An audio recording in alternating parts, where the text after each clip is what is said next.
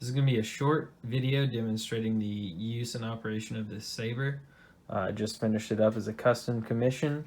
The client wanted a Boba Fett inspired lightsaber, so we looked at some MHS parts from the custom saber shop to achieve that with a combination of the parts, the paint job, and then some of the sound. So, a quick rundown on the components. This is a Prizm Neopixel build, Prizm 5.5. It has a 28 millimeter bass speaker, a 2.1 millimeter recharge port. Again, the Neopixel setup. It does have a Neopixel blade plug with Space Windows Neopixel PCB and the new Illumicore crystal from the custom saber shop. So simply turn the kill key here so that you can kind of see where it kind of the empty space lines up with this fluted section. The top part here is going to be that power button. The second black button here is going to be that momentary switch. So to turn it on, right, so you can see here the exposed crystal chamber and the Neopixels here, and then to trigger blaster blocks, hold down for lockup, and then both buttons at the same time to change the color. There's 16 different color profiles, 6 different sound fonts. So I'm just going to browse through the sound banks. The first one you heard that boot up sound is the default light meat sound bank, which right now is set to this nice light blue color, Illumicore crystal from the custom saber shop. This is a Neopixel build, and this is Space Windows Neopixel blade plugs here. Alright, so you get that momentary button, press for the blaster effects, hold down for the blade lockup. You press both buttons at the same time.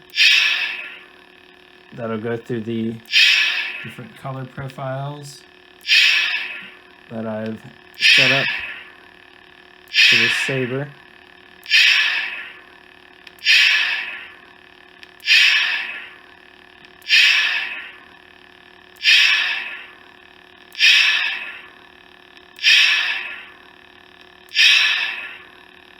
Now we're back to that blue. All of the sound fonts have different color profile, like the transition sounds, force effects, blaster blocks. It's the same 16 colors though, but some of the blades here towards the end have some different effects, which you'll see. This one is the gray meat.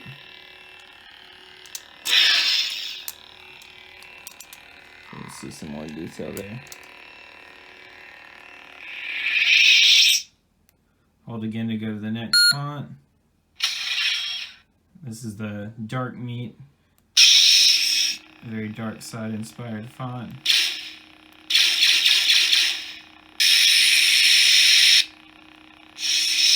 All right, and the next three, it's the same sound font, but with some added sound effects and some different programming done to more fit a Boba Fett kind of themed sound. It is actually just the Spitfire sound font by Mancow, but with some different other voice effects kind of thrown in. He's no good to me dead. And so there's actually, I think, 4 different boot sounds, which are different voice lines by both. And so first, let's actually put a blade in. Loosen the retention here. This pops out. Again, you can see the Space Window PCB there, the Neopixels. Grab any standard 1-inch Neopixel blade. See the pins down there. And I want to kind of turn it towards you so that you don't loosen the threads on any of these parts here at the top. Tighten that retention screw down. And so again, those are just the settings that I have applied with some settings on the sound card that you could change by taking out the SD card. I'd recommend familiarizing yourself with the Prizm, the different settings that it has on its sound card. So this is the unstable blade.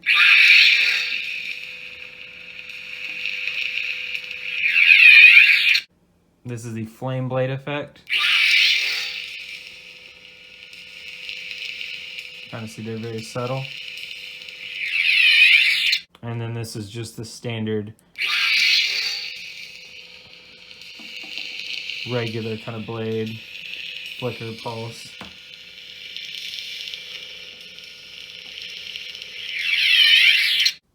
And so those are all the effects with the current programming. If you wanted to go in and take out the micro SD card and make some changes yourself, first you just want to take out the kill key here, which you'll need to do also anytime you charge the Saber. I usually just take a pair of pliers just to pull it out. From the bottom portion here, just want to unscrew.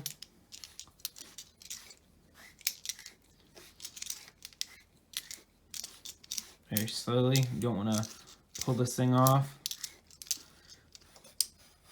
And you can just slowly reveal. Do not ever fight or swing this thing around with the blade in with the bottom part of the chassis off. It has been reinforced, but that definitely could damage, some of the exposed components. To take out the SD card, you'll want to put the kill key back in. You never want to take out the SD card with power applied to the Saber. You always want to have the kill key in, and you'll want a pair of tweezers or some pliers. You can probably just barely see. Just down here, there's a gap where the SD card can be ejected from. Let me get another light on it here. So maybe it's a little bit better lighting. We can see here.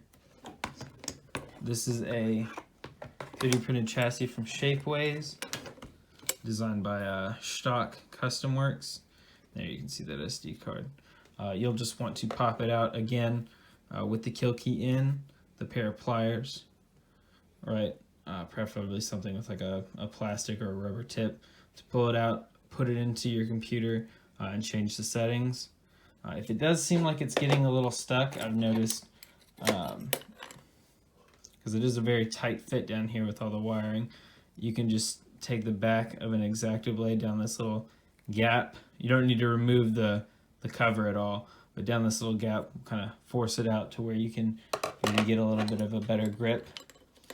Again, you do not want to do any dueling or swing around when this is kind of revealed, but you can kind of see some more of the detail here on the crystal chamber. And so that's how to remove this part, get to the SD card. You will be getting, with any Saber that I build, I like to include a 3D printed display stand. This one has a spot for 4 Sabers, but you see here, if you wanted to display it kind of broken down, you have some spaces maybe to put your blade or an extra blade, and then like the bottom half here, if you so chose. And again, to put that part back on, you still just have to take this kill key out. Again, you hear some of the sound quotes here from Boba for the boot up sound.